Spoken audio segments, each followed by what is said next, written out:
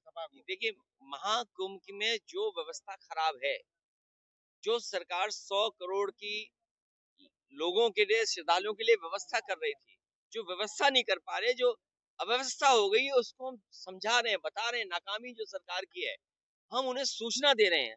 हम लोग positive politics कर रहे हैं, हमें उन्हें जानकारी दे रहे हैं। अगर वो जानकारी को भी ये बुराई समझ रहे हैं, तो उनके लिए मेरे पास कोई इलाज नहीं है।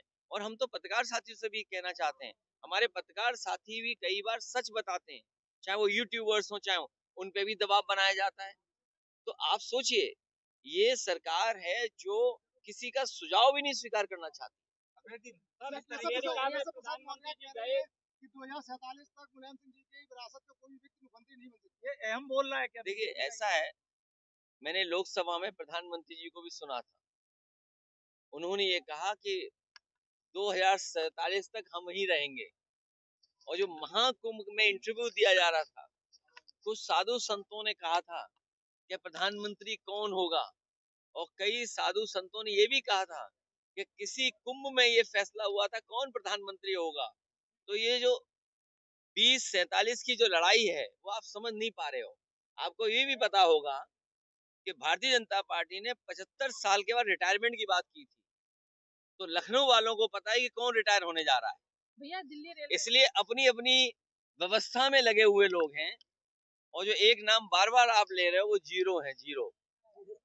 भैया दिल्ली रेलवे स्टेशन पे जो आज सुबह भगदड़ हुई जिसमें कई लोगों की मौत हुई, उस पर क्या कहना चाहेंगे? मैंने पहले भी कहा, दुखद घटना है। ये इंतजाम सरकार को देखना चाहिए था। और दिल्ली जैसी राजधानी में नाकामी होना, जो लोग ये कहते हैं कि हम $5 ट्रिलियन की इकोनॉमी बनाने जा रहे हैं, विकसित भारत बनाने जा रहे हैं, तीसरी अर्थव्यवस्था बन जाएंगे हम, और विश्व गुरु बन जाएंगे, क्या यही परिभाषा है कि आप प्लेटफॉर्म पर हमारे जो गरीब लोग हैं उनको सुरक्षित नहीं रख सकते, उनका एक्सीडेंट हो जाए, जान चली जाए? जिन लोगों की जान गई है, चाहे महाकुंभ में गई हो, जहां भगदड़ में, या अन्य कारण से जान गई हो, जो लोग रास्ते में अपनी परिवार के सदस्यों की जान जिनकी गई है, या एक्सीडेंट की वजह से जान गई, या रेलवे में गई है, दोनों सरकारों को मिलकर के जो मुआवजा देने की बात कही, तो वो मुआवजा देना चाहिए, उनकी मदद करनी चाहिए। मैं मांग करता हूं कि उनके परिवारों को 50-50 लाख रुपए की मदद सरकार को करना चाहिए, मुआवजा देना चाहिए। और मुआवजा, क्योंकि धार्मिक कार्यक्रम में सब लोग गए थे, बड़ी श्रद्धा के साथ गए थे, और आपने कार्ड दे करके बुलाया था। कभी भी कुंभ के आयोजन में कार्ड नहीं दिया जाता था, किसी को बुलावा नहीं दिया जाता था, लोग स्वयं जाते थे। और फिर सबसे बड़ी बात है, ये रखेंगे व्यवस्था के लिए। बताइए, जिन्हें गिनती 50 करोड़ 60 करोड़ की गिनती आती है, वो ये डिजिट, ये आंकड़े नहीं बता पा रहे हैं कि कितने लोगों की जान गई है। वो सूची भी अभी तक नहीं आई है कि वो नाम क्या थे, किस जगह के रहने वाले थे। खोया पाया केंद्र भी खो गया है। बड़ी संख्या में लोग अपने परिवार के सदस्यों को ढूंढ रहे हैं। इसलिए भारतीय जनता पार्टी को कभी ऐसे स्तरों पर राजनीतिक रूप से काम नहीं करना चाहिए। उन्हें एक जिम्मेदारी के साथ एक परिवार के सदस्य की तरह काम करना चाहिए, क्योंकि किसी के पिता खोए हैं, किसी का बेटा खोया है, किसी के परिवार के और सदस्य उन्होंने खोए हैं। इसलिए परिवार की तरह व्यवहार होना चाहिए, उनको राजनीतिक व्यवहार नहीं होना चाहिए। ये जो महाकुंभ का आयोजन हुआ है, इससे ज्यादा व्यवस्था खराब नहीं हो सकती थी। आज भी ट्रैफिक जाम है, लोग प्रयागराज के जा नहीं पा रहे हैं, कहाँ जाएं? कई मौकों पर हाउस अरेस्ट रहे हैं। बहुत सारे बुजुर्ग अभी भी इस पुण्य आयोजन में, या पुण्य महा आयोजन में, जो महाकुंभ का कार्यक्रम, उसमें शामिल नहीं हो पाए, स्नान नहीं ले पाए। इसलिए हमारा सरकार से निवेदन है कि आयोजन महाकुंभ की और तारीख बढ़ाई जाए, जिससे हमारे बुजुर्ग लोग भी स्नान कर सकें। और हमारे बहुत सारे इटावा के पत्रकार भी अभी स्नान नहीं कर पाए हैं, इन्हें भी मौका मिल जाए। लालू यादव ने कहा है महाकुंभ को लेकर कि ऐसा फालतू है। नहीं, महाकुंभ पहली बार आया है। कुंभ तो हमारे पुराने इतिहास के पन्नों में लिखा है, और कुंभ का आयोजन सम्राट हर्षवर्धन करते थे, कन्नौज के राजा, और 75 दिन होता था। 75 दिन तक ये चलता था। और जब सम्राट हर्षवर्धन जाते थे कुंभ में, तो सभी धर्मों के लोगों को बुलाते थे, सभी धर्म के लोग वहां आते थे, कुंभ के आयोजन में शामिल होते थे, और दान होता था, स्नान होता था। इस सरकार ने क्या दान दिया पता ही नहीं। दिल्ली की सरकार क्या दान दे रही है कुछ पता नहीं। हम तो मांग करेंगे कि अकबर का किला जो बिल्कुल संगम नोज पर है, वहां पर जो बट वृक्ष है, या हम उसको बोलते हैं जो वृक्ष है जिसकी पूजा करते हैं, और सरस्वती नदी भी वहीं से निकलती है, तो कम से कम वो जो अकबर का किला है वो उत्तर प्रदेश सरकार को दान में दे दिया जाए, क्योंकि दिल्ली वाले सब स्नान कर चुके हैं। हम लोगों को भी किसी न किसी से कुछ सीखना चाहिए। इस बार हम लोगों ने महाकुंभ में जो सीखा है वो वस्त्र पहन करके स्नान करना चाहिए, यही सीखा है। भैया आपके द्वारा जो लगातार कुंभ पे सवाल ये नहीं है, सवाल सबसे बड़ा ये है कि इस समय भारत में सबसे बड़ा महा आयोजन अगर कोई हो रहा है तो महाकुंभ का आयोजन हो रहा है, और ये काबिलियत भारतीय जनता पार्टी की है। किसी भी महाआयोजन को, और खासकर महाकुंभ को, या कोई भी कार्यक्रम होगा उसको राजनीतिक कोई रूप दे सकता है तो वो भारतीय जनता पार्टी है। भारतीय जनता पार्टी किसी भी महाआयोजन को पॉलिटिकल लाभ कैसे लेना है, चाहे वो कल्चरल कार्यक्रम हो, चाहे कोई और ट्रेडिशनल फंक्शंस हो, और ये जो धार्मिक कार्यक्रम हो रहा है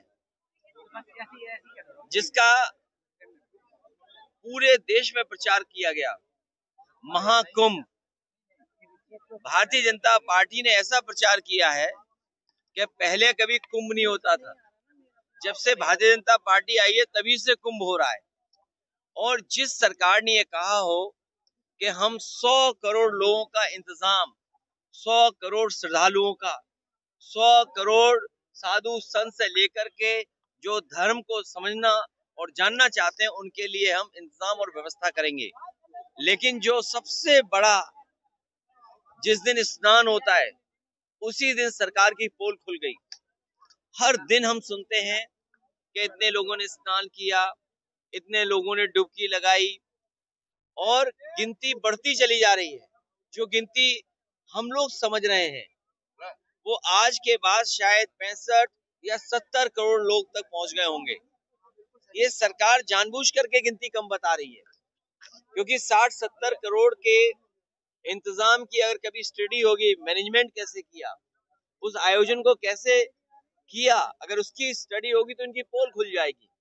और फिर ये जो डबल इंजन कहते थे कि हम डबल इंजन की सरकार हैं, दिल्ली के हादसे के बाद, दिल्ली की घटना के बाद ये डबल इंजन नहीं, डबल ब्लंडर की सरकार बन गई है। सोचो कितने लोगों की जान गई। और सुनने में ये भी आया कि जो पत्रकार साथी अस्पताल में जाना चाहते थे उन्हें फौज से रोक दिया गया, कोई पत्रकार अंदर नहीं जा सकता है।